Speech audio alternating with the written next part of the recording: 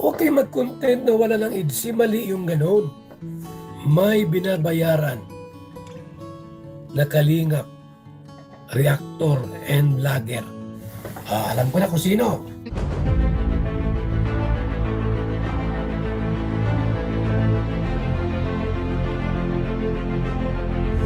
Ayun, shoutout guys. Muli po, welcome to my YouTube channel. Ito po si Kuya July, ang inyong katugang, ang inyong kalingap na muling buwabati po sa inyo ng magandang araw, magandang gabi. Sang panig man po tayo ng mundo naroon at sa araw nito panibagong vlog po tayo. Pag-uusapan po natin yung patungkol po sa mga sinabi po ni Kuya Bal Santos Matubang. Isa na po doon, merong reactor, vlogger na nababayaran para siraan ho yung mga love team po ng Team Kalingap. Sino kaya sila? Sino kaya yon? Tapos bukod po doon, si Kuya Bal Santos Matubang po ay talagang ipinaglalaban ho yung EDC at saka Jomcar. Hindi po pwede yung mga naninira po dyan. Sino-sino nga ba ang naninira, mga bayan po natin? So pag-usapan po natin yan maya-maya ng konti. Pero bago po yan, konting paalala po muna si Kuya July.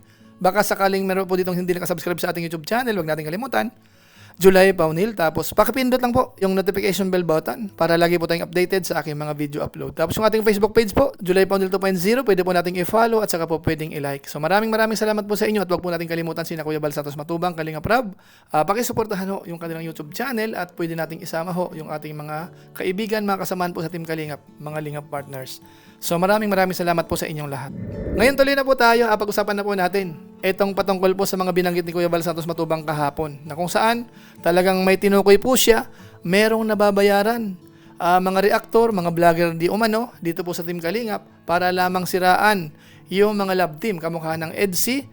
Siguro naman alam natin po ng mga nakaraan na nagkakaroon po talaga ng mga issue, sinasabi na ang EDC ay wala na, tapos may mga paratang doon kay Papa Eds, paratang kay kung kani-kanino mga kabayan po natin, ano? So sa pagkakataon pong ito, ang nakita po natin dito sa paninindigan ni Kuya Bal Santos Matubang, ayaw niya po na merong naninira po sa EDC, sa Jomcar o kaya sa mga love team po ng Team Kalingap. Ito, panoorin po natin yung kanyang statement.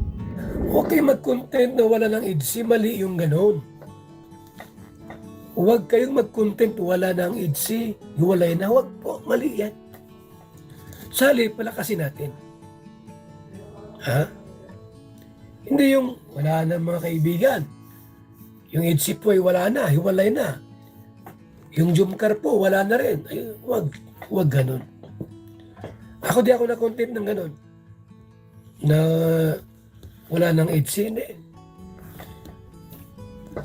Panoorin nyo yung content ko about EDC. Huwag niyong putulin. Korea, EDC. Abangan niyo po yan. Yung mga reactor, nagko-content, wala nang EDC, wala na. Aba, huwag ganun. Fake news yun. Huwag kayo mag-content na wala ng EDC. Huwag po, mali yun. Sa halip, lalong paigtingin, palakasin ang EDC at Jomcar. Till the end. Hanggang dulo. Tapos makontent ka nang wala ng EDC, walay na, mali. Kung ikaw ay talagang reactor ng EDC, ay huwag ka mag-content ng hiwalay na. Mali yung ganon. Ikaw dapat ang unang sumuway. Magsabi sa mga nag-content na wala nang EDC, hiwalay na. Ikaw yung makontra. Diba? Tulad ko.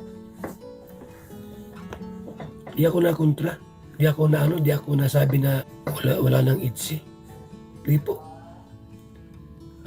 May Korea nga. Korea, Japan. EDC forever, walang iwanan. Ganun yan. So ayan po mga Kalingap, bawal hong mag-content ng negative o kaya hiwalay na ang EDC, mga kabayan po natin. Siguro naman, nung mga nakarang kasi may mga ganong content may mga ganong napag-uusapan, pero para kay Kuya Bal Santos Matubang po, bawal po yun, hindi po pwede. So meaning, si Kuya Bal ho ay naniniwala na ito pong mga love team na ito, lalo na po yung Jomcar at saka EDC, ay talagang totoo po yan para kay Kuya Bal Santos Matubang. Kaya hindi pwedeng siraan po sila. Hindi siya maniniwala, mga kabayan po natin. Kaya kung sakasakali po na merong mga reactors na ang sinasabi nila ay wala nang EDSI, hiwalay na, yun daw po ay fake news. Ano mga kabayan natin? So ngayon po isunod po natin itong mas matindi. May binabanggit po si Kuya Bal Santos Matubang ho na mga reactor, vlogger na nababayaran. May binanggit po sa 100,000 daw buwan-buwan. Ang laki naman nun. Gaano kaya katotoo po ito? Pakinggan po natin si Kuya Bal Santos Matubang. May binabayaran na kalingap, reactor and vlogger para paghiwalayin ang dalawang ito. Alam ko na kung sino. Binabayaran buwan-buwan para paghiwalayin si Papa Ido at si Beyonce. Kasi may gusto sila kay Beyonce. Yan ang totoo. Ayan na oh. Nag-confirm na sa akin. Papa Bal. Oh. 3 nag-confirm. Mayroong inutusan ng mga reactor at saka vlogger para paghiwalayin itong dalawang ito. Si Papa Ido at Beyonce gusto paghiwalayin.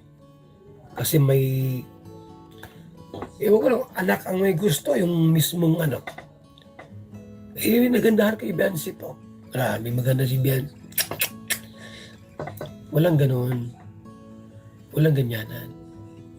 Ha?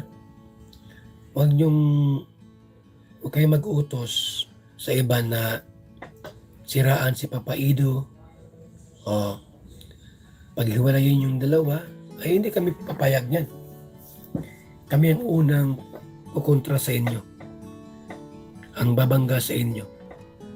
Na kapag meron kayong mga utos na siraan ang idsing ito. Kaya mo nagsabi ng mga reaktor na wala ng idsi, ay baka binayaran na yan. Ingat-ingat tayo. Baka isa yan sa mga binabayaran, wala ng idsi. Di pwede yan. So yan po mga kalinga, maliwanag po sinasabi ni Kuya Bal Santos Matubang, meron pong nababayaran para lamang po siraan yung mga love team na yan. At ang mabigat ho, yung naninira, may gusto daw po kay Beyonce. Sinasabi ni Kuya Bal, yung anak, basta ang po doon, yung nabanggit, may gusto kay Beyonce. Ay, hindi magandang balita ito mga kababayan po natin. Pwede na! Dahil kapag ganun ang ginawa, si Kuya Bal mismo ang makakabangga daw, mga viewers natin. Ngayon ang tanong, saan naman kaya nakuha ni Kuya Bal Santos Matubang yung balita na yan? Gaano kaya katotoo po ito? Pakinggan po natin siya. Sapagkat meron pong lumabas, 3 ang nagsabi sa akin. Gusto mong basahin ko sa cellphone ko. 2 ito. Papa Bal, mayroong inutusan. Reactor o vlogger, yan o. Reactor at vlogger. Binigyan ng pera. Monthly support para siraan ang IDSI. Yan o. At paghiwalayin. Di pwede sa akin yan. Di pwede. Mali yung ginagawa ninyo. Kaya nga IDSI walang iwanan, tapos sisiraan ninyo. Tapos ma-post kayo sa inyong mga Facebook. Hiwalay na ang IDSI. Baka binayaran na yan. So ayan po mga kalingap, 3 daw po yung naninira na yan. At sila daw po ay tumatanggap ng pera, 100,000 buwan-buwan. Ang laki naman nun mga kabayan po natin. Bagamat kami po sa Team Kalingap, alam namin na may mga ilang reactors ho talaga na nababayaran. May mga nakarating po sa amin yan. Kaso nga lang ho, hindi na po natin masyadong highlight po yun. Halimbawa, may mga ilang galit sa Kalingap. Babakbakan yung Kalingap, yun pala may kaakibat na pera. Marahil yung iba po sa inyo, nabalitaan yan, kasi minsan po kino-comment. At ang mabigat po dyan, kapag kaho yung nag-sponsor mismo ang magsasalita. Kaya ang masasabi natin dito mga kabayan po natin sa Team Kalingap, mag-iingat po tayo. Bagamat siyempre po ako naman, ang masasabi ko, 2 possibilities pa rin naman po yung mga binanggit ni Kuya Bal. Kasi minsan ho si Kuya Bal, may halong joke po yan. Minsan may halong nagwa-warning. Minsan po meron po siyang sinasabi para lamang magbabala sa mga kasamahan, mga kabayan po natin. At minsan naman ho, talagang totoo po yun. Kaya dito ho, tingnan po natin, gaano nga kaya katotoo yun? May nababayaran ho bang mga reactors para siraan ang EDSI? O wala naman, mga kabayan natin. Ano po masasabi ninyo? Pwede nyo pong i-comment yan. At gaya ng dati ho, malalaman naman po natin in the future. Kasi ang mga bagay-bagay, lagi kong binabanggit, iyon po ay isasaysay ng panahon. Kung merong ganon, mahahayag po yan. Ano po, kung wala naman, ay malamang babala lang po yan ni Kuya Bal Santos Matubang. So yun lang po muna siguro ang ating maiksing reaction video po patungkol po sa pahayag ni Kuya Bal. At ang sa atin lang po dito, sana wag naman talagang siraan. Lalo kung nagkakamabutihan naman po, lalo sa ngayon, ang sitwasyon naman po nun ay okay na. Kahit maraming nakabundot na mga issue po ng mga nakaraan. Pero yung pinaka-latest ho, doon sa kanilang live selling, may nabanggit po si Kalinga Prab. Tuloy po yung biyaheng Korea, mga kabayan natin. Bagamat may mga issue po sa tabi-tabi, ganun din po yung Jomcar, ay normal na po yan mga kabayan po natin. So siguraduhin lang po natin na wala nga po talagang binabayaran. Kasi yun po ang masaklap na balita kung sakasakaling totoo po yun. So maraming salamat po sa inyo at yan lang po muna siguro. At paalam mo tayo sandali. Pero baka naman pwede po natin i-share yung maiksing vlog po natin kung inyo ba itong nagustuhan. So maraming salamat po sa inyo. So muli ito po si Kuya July, ang inyong katugang, ang inyong kalingap na pansamantalang nagpapaalam po muna. Kita-kita ulit tayo sa mga susunod ko pang vlog. Maraming salamat sa inyo walang sama pagsuporta po sa ating YouTube channel. Pagpalain nawa kayo ng Diyos, mabay tayong lahat. God bless. Bye-bye.